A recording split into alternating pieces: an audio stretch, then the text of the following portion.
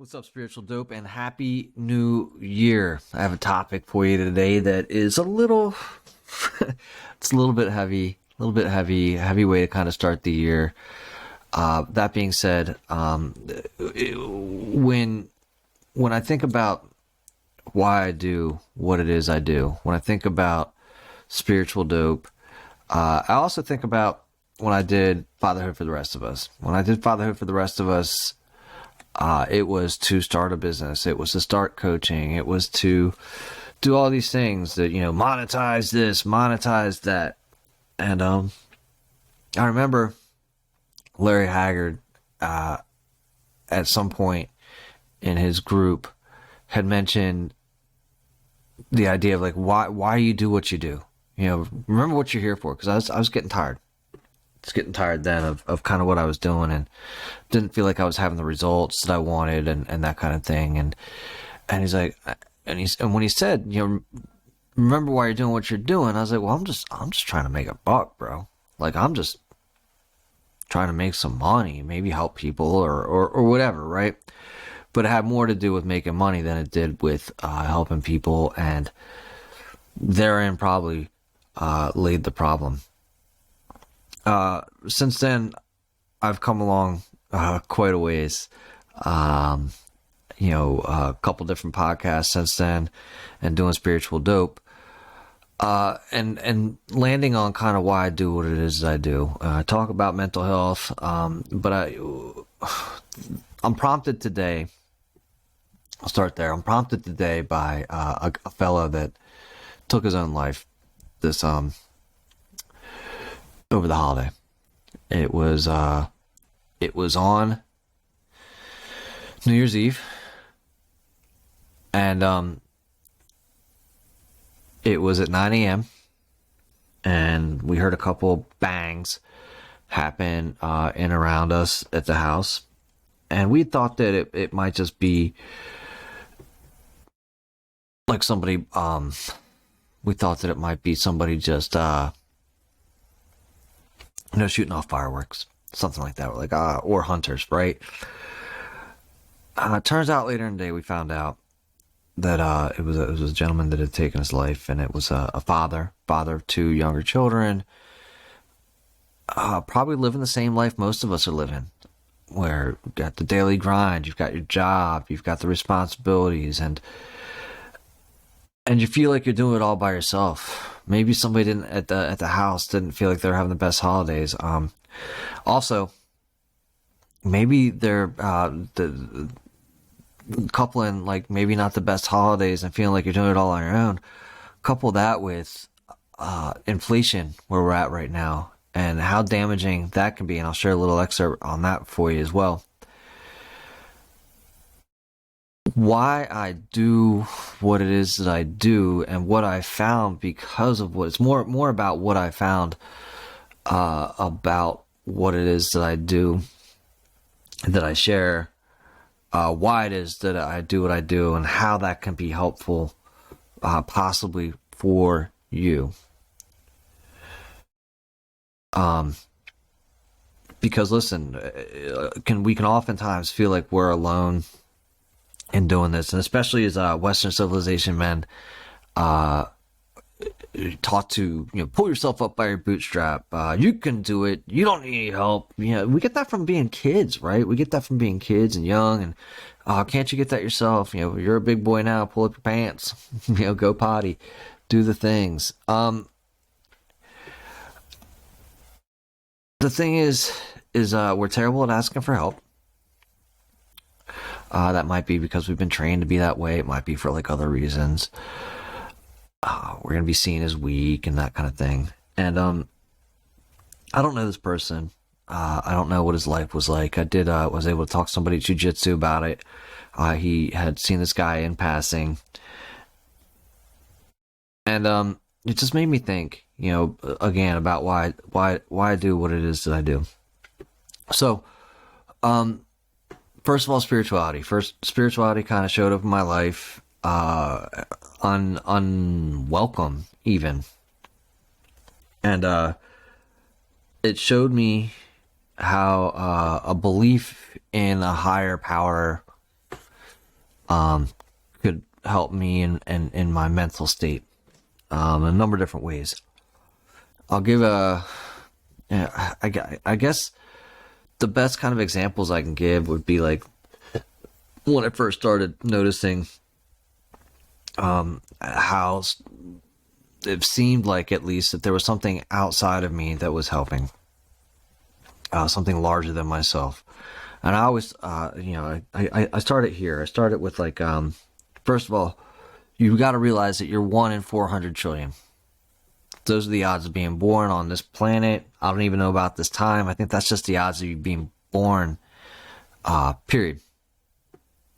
So what are the odds of you being born on this planet during this time where we've got the ability to reach out and, where's my camera? Touch someone. Where we can reach out, where we can send these podcasts out, and we can have, we're in a period of time where we can ask for help now, and that's seen as a strength. So when I say that, imagine you and your children, if you're a parent, most of the people listening to this are, imagine that you are a power greater than your own children, it would seem, at least. You would do anything to make sure that they had what they needed in order to be successful, to be happy, to be filled with joy, and those kinds of things, to better themselves. So when you try to imagine that there's a greater power like that for you, being 1 in 400 trillion, you gotta say to yourself, wow, you know what? Holy shit. Okay, there's a power greater than myself that wants nothing but the best for me. This is like where you finally get the opportunity to say, hey, I want something. Because most of us have been told not to want, even. Be grateful for what you have. How dare you want for more? I've given you all I've got, Captain. Right? We've heard it from maybe our parents or something like that. So we've also got the desire to be happy with what we've got. Grateful for what we've got, and don't want for more. But that's not it, right? If we can come to this idea that, again, if there's a power in the universe that's greater than us that helped us to get to where we are today, 1 in 400 trillion chance, wow, pretty impressive. Gonna imagine that it's similar to myself as a father, and would do like anything to make sure that my children are having the best life possible. So that started to open up for me. Trusting the universe is another. Alan Watts talk, really great talk. We started to have like ideas. I'm like, okay, well, if I start to believe that, then this is what I might like to see in my life. And then like the things that would happen for me, provided by the universe, or whatever, right? Like, you can call it whatever you want. I choose that route. And the weight that it takes off, right? If we say to ourselves, let go and let God, the weight that it takes off, or surrender, there's a large number of ways to go about that one too. But the weight that came off of me because of that was like just ridiculous. Okay? Ridiculous. It was like, life was at a trickle, and it turned into a downpour. So that was like kind of the first part. All right. So, that's spirituality and helping you with your mental health, and how it can help you with your mental health. Just in accepting that there's a higher power, and surrendering to it. Not unlike the 12-step program, which I haven't ever done in a formal manner, but if I can go back, and as Steve Jobs talked about, connect the dots going backwards, then I can certainly say that I probably did the steps without doing the steps. Because it's kind of like a natural unfolding process that just happens. So, we did the steps. We did spirituality. So what about like now there's the breath work, right? There's these other tools. So what about the breath work? The breath work and how much that can help, and why that's helping and helpful. Well, it's helpful because not over 90% of us don't breathe properly. And what does it mean to breathe properly? I haven't gone too deep into that. What I do know is that if I breathe in this suggested manner, in a couple minutes a day, 5, 10, 20 minutes a day, then the effects that it has on my physiology and mental state, physical well-being, it's wow. It's bar none. Meditation, similar, right? Well, mindfulness, really similar. It's just this practice, and these don't even have to be related to spirituality. These are just tools to help you with your mental health. This is the journey that I've been on, and I have dove in head first because, man, it's such great stuff. And the more that I learn about it, the more that I can share about it. And, maybe somebody says, I have people reach out all the time, actually, and it's awesome to hear how it's helping them. It's helping to get them unstuck. It's helping to get them put into a different place. It's helping to separate themselves from anxiety and overwhelm just for a moment. And when you can separate yourself from the problem, from the situation, how powerful is that? How powerful is that? When you can separate yourself from the situation, take a step back. Maybe it's something you don't feel like you can manage in this moment. It's so overwhelming. And maybe you can say to yourself, all right, I can breathe through this, right? I can use my body to put me into a better mental state that I'm currently in right now. I can use my body and my breath work to separate me from my problem, even if it's just for a moment, if it's this avalanche. The other thing that I share with people too is, find yourself a group. It's not just about spirituality. Another Alan Watts line, but I believe it's comes from Buddhism. And it's the power of the Sangha, right? The Sangha is the community, and one of the three noble, maybe it's four noble. I don't know. It's noble, and it's part of Buddhism. The deal is, Sangha is the group in the community, and then there's going to be people that are along the way. So be grateful for your community, the one that you've got right now, and if you don't have one, establish one. And then be grateful for the people who are on their way. I've got a couple different groups of men that I can reach out to, a couple of singular men as well, that I can have just really honest one-on-one conversations with. It's not, you hear people talking about you want unvarnished truth, and all of a sudden, no, you don't. Sometimes you just want to be able to talk and have some reasonable conversations. The important thing, I think, is to have them in a non-judgmental way. You're there to support each other, not beat each other up, drag each other down, and not lie to each other about what's going on. I think that that's more important than somebody telling you you're fucking up, right? We know when we're fucking up. We're pretty clear. Most of us. Most of us. And if not, that'll be brought quickly to our attention at some point. So why I do what I do and how I do what I do right now is significantly different. And it's all pointed to encouraging my own best mental health and state. Again, this is connecting the dots going backwards. And it's really hard to see this when you're in the soup. It's really hard to see it when you're in the thick of it. And I don't think that there's going to be too many people tuning in that are going to be in a place who are most of the people that turn into a spiritual podcast in this one tend to be beyond the state of overwhelm. most of the people, and they tend to be better at dealing with their shit because they have some of these practices.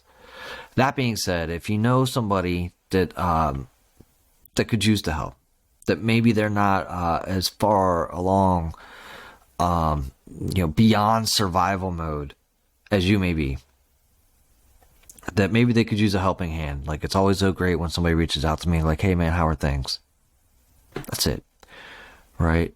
Doesn't nobody reaches out like it's not great. I mean, it's just, how are you, right? A check-in, a pulse. So if you've got a friend or somebody that could use some extra support, be that person. And if you know somebody that could use some of these tools, right, to get past that, always happy to help. Direct them to breathwork, direct them to finding a community, direct them to anything that can be helpful. Sometimes it's helpful to just vent and let it all out, because then they can just hear it in the moment. And sometimes when you do that, you can hear yourself saying it and understand that you're making yourself vulnerable. And when you're making yourself vulnerable, there's actually the opportunity to become powerful in that moment. And you become powerful in that moment when you become vulnerable and you've got people around you supporting you and not judging you. Because then you've stepped into courage. You've become courageous enough to share what you believe is a weakness, and ask for help. And I promise you, people are dying. People love to help. People love to be the hero. People are out there that want to help you. And I can also promise you, they'll kind of, no matter what is going on out there, we're more likely that we want you here than anywhere else. So while it might be challenging, and you might be going through some tough times, there are plenty of good ones ahead. There is a force out there that wants nothing but the best for you at all times. And sometimes the best seems like a steaming pile of shit, or a super tough challenge. But that challenge is meant for you to grow into the person that you need to become sometimes. And again, that's not something that who wants to fucking hear that. It's easy, but it's not easy, right, guys and gals? Again, if you've got somebody out there that needs to hear this, share it with them. If you've got somebody out there that maybe you haven't talked to for a long time, maybe they're fine. Maybe everything seems fine. Reach out to them and say hello anyways. Be like, "Hey man, how are things? Haven't talked to you in like a fucking year," because I'm a guy and that's how we are, right? So happy New Year. Understand that spirituality is more than just a bunch of beads and bullshit. It's a pathway forward to releasing some of the pressure off of yourself and allowing yourself to become. It's not even allowing yourself to recognize the truth of who you already are. Like, all of these things are things that are always available, already available to you at almost all times. And it costs like nothing to like get engaged with it. And you'll start to see some amazing benefits. So that's why I do what I do. That's why another thing that I've just been kind of struggling with is just share. How do I share this best, right? Oh, I also mentioned, sorry, to drag this out a little bit longer, I'd mentioned a bit about inflation, and that came from a study. I just want to, let people know now is a really fucking tough time for people to be to be around. So in 1932, there was a study done by the Macmillan Commission. They were discussing money and credit regulation. I'm going to pull this over here. The chart graphed the rise and fall of interest rates from the defeat of Napoleon in 1812 to the date of the commission in 1932. And on the same scale, the rise and fall of the suicide rate in that 120-year period. This blew my mind. The two curves were virtually identical. Every time the interest rate went up, so did the suicide rate. When interest rate went down, so did suicide. This can hardly be coincidence. When interest rate rises, a certain number of businessmen go bankrupt. A certain number of workers are thrown out of their jobs, and everybody's bio survival anxiety generally increases. We're in that period right now. So now, more than ever, people need something they can rely on. Is that faith? Is it breathwork? Is it a spiritual practice? I don't know. What I do know is it's been some stuff that's worked for me. It's been stuff that's worked for thousands, millions, hundreds of millions throughout a long period of time. And it may be something that could work for you. And it may be something that could work for a friend of yours.